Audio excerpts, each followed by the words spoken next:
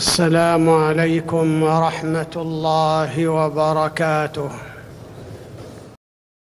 الحمد لله الذي أنار قلوبنا بطاعته وألف بينها بحكمته ومن علينا بنعمة الرسالة التي أرسل بها رسوله صلى الله عليه وسلم، فنشهد أنه بلغ الرسالة ونصح الأمة، فما علم خيرا لأمته إلا دلها عليه، ولا شرا إلا حذرها منه، وتركنا على المحجة البيضاء ليلها كنهارها لا يزيغ عنها إلا هالك، صلى الله عليه وعلى آله وصحبه وسلم تسليما كثيرا.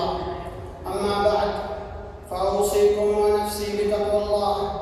قال الله تعالى: يا ومن يتق الله يجعل له مخرجا، وقال: ومن يتق الله يجعل له من أمره يسرا. في مثل هذه الأيام في موسم الحج تتجدد لدى المسلم بل المسلمين أجمع مواقف تنشرح بها صدورهم وتهيم بها أرواحهم قبل مشاعرهم.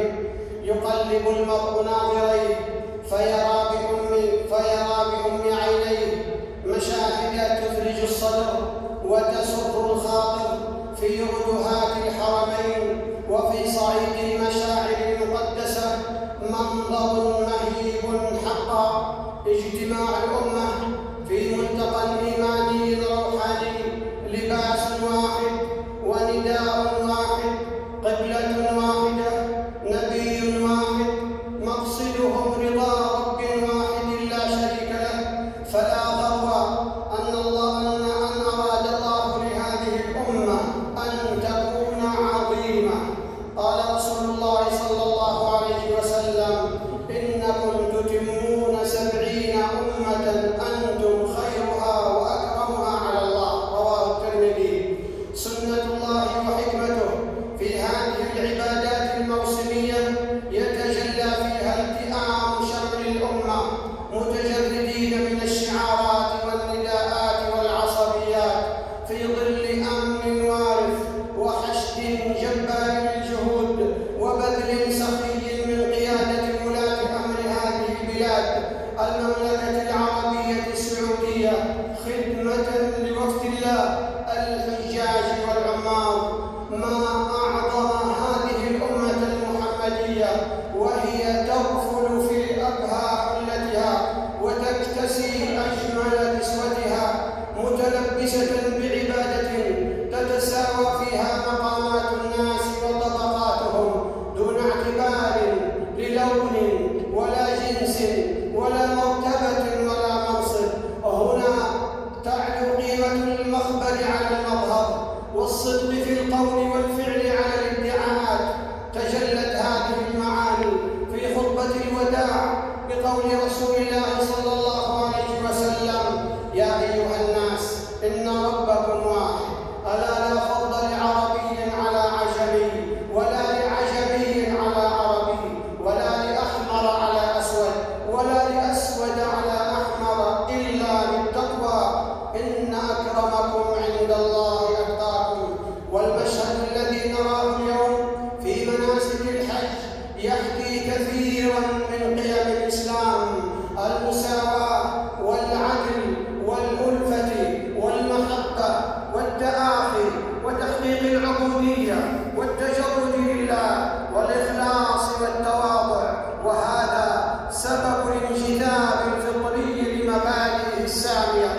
أحب الناس الإسلام وانتشر وينتشر لأنه واضح المعالم، حق أبلج، يسعد النفوس، يشرح الصدور، يشبع فراغ القلوب، يهذب حيرة الأرواح، يملأ هواء الفكر، يلبي حاجات النفس ويروي ظمأها.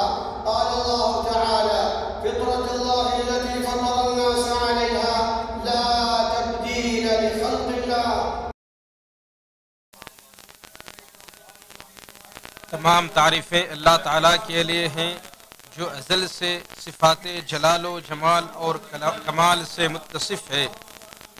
और फضलो एहसान और जुदो सखा जिसका खास वस्फ है, उसके बड़े खूबसूरत नाम और कामिल तरीन सिफात हैं और उसके अफ़ाल निहायत आदिलाना और हकीमाना है। और मैं गवाही देता हूँ कि अल्लाह ताला के सिवा कोई माबूद बरहक नहीं, वो तन्हा है, उसकी उलूहियत, रुबूबियत और अस्मा व सिफात में उसका कोई शरीक व साझी नहीं। और मैं गवाही देता हूँ कि हमारे नबी मोहम्मद सल्लल्लाहु अलैहि वसल्लम उसके बंदे और रसूल हैं। रब की ताज़ीम व किब्रियाई बयान करने वालों और अपने खालिक की परस्तिश करने वालों में सबसे अफजल और बरगज़ीदा हैं। दुरूद व सलाम नाजिल हो उन पर, उनके आलो अयाल पर और उनके असहाब पर। हम्द व सना के बाद अल्लाह से डरो और उसकी इताअत करो। इरशाद बारी ताला है, और अल्लाह से डरते रहो, बेशक अल्लाह सख्त सजा देने वाला है। और अल्लाह से डरते रहो, बेशक अल्लाह जल्द हिसाब लेने वाला है। नीज इरशाद बारी है, और अल्लाह से डरते रहो, बेशक अल्लाह सीनों में छुपी बातों को जानता है। नीज इरशाद बारी ताला है, अल्लाह से डरते रहो, बेशक अल्लाह तुम्हारे अमाल की पूरी खबर रखता है।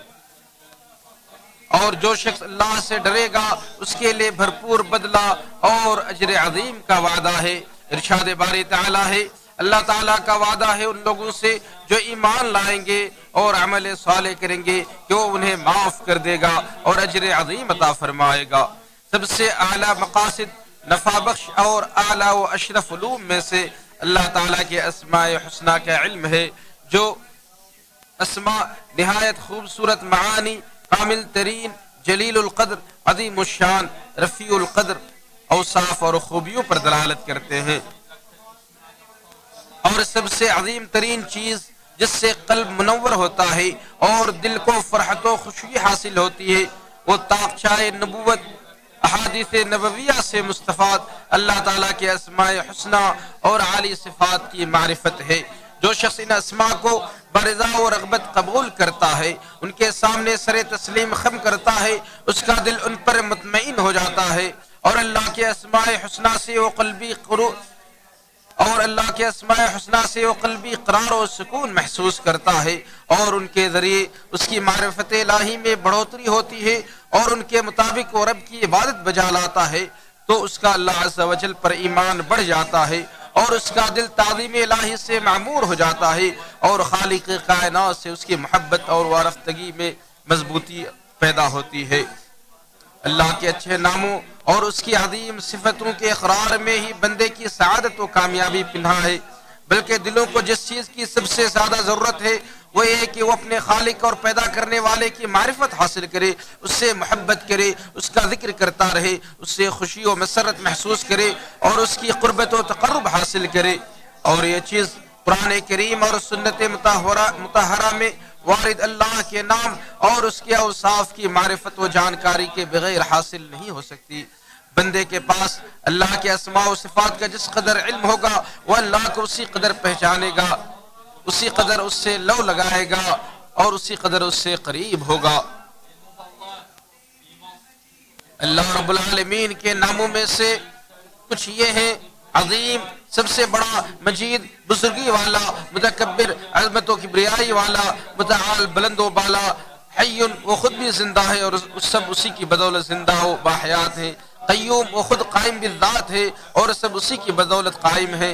ज़ुल जलाल वल इकराम, जलाल व इज़्ज़त वाला, इलाह, माबूद, काहिर, सब पर गालिब, कादिर, अपनी मखलूक पर कुदरत रखने वाला, अल अलीयुल आला, सबसे बुलंद, जो अपने अर्श पर मुस्तवी है, अहद, अकेला, समद, बेनियाज।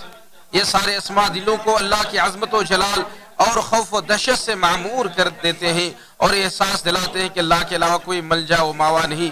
फिर बंदा अपनी हाजत व दुआ में उसी की तरफ मुतवज्जा होता है।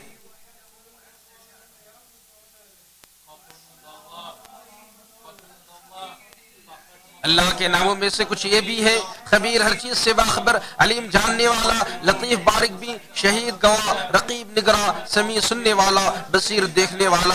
अल्लाह के ये नाम दिल में ये जागुज़ी कर देते हैं कि अल्लाह ताला तमाम हरकत और सकनात की मुकम्मल निगरानी कर रहा है और उसे उस बात पर इस बात पर उभारते हैं कि इताअत के कामों में सबकत और मना करदा उमूर से इज्तनाब करके अल्लाह ताला का तक़र्रुब हासिल करे। अल्लाह रब्बुल आलमीन के नामों में से कुछ ये भी है, रहमान निहायत मेहरबान, रहीम रहम करने वाला, बर एहसान करने वाला, जवाद सखावत करने वाला, रज़्ज़ाक़ रिज़्क़ बहम पहुँचाने वाला। इन नामों की वजह से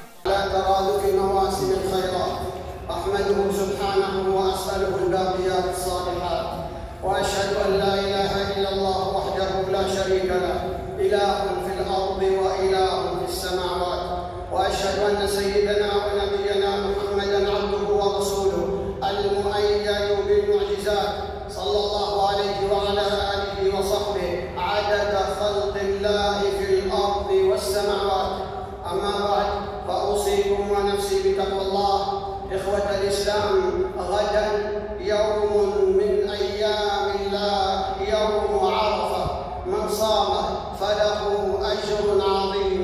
وقد ثبت عن رسول الله صلى الله عليه وسلم أن الله يكفر بصوم يوم عرفة السنة التي قبله والسنة التي بعده.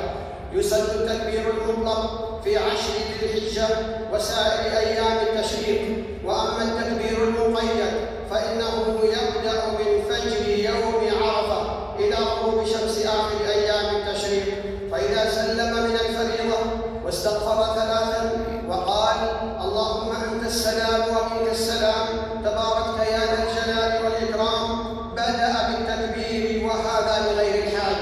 أما الحاج فيبدأ التكبير المقيد في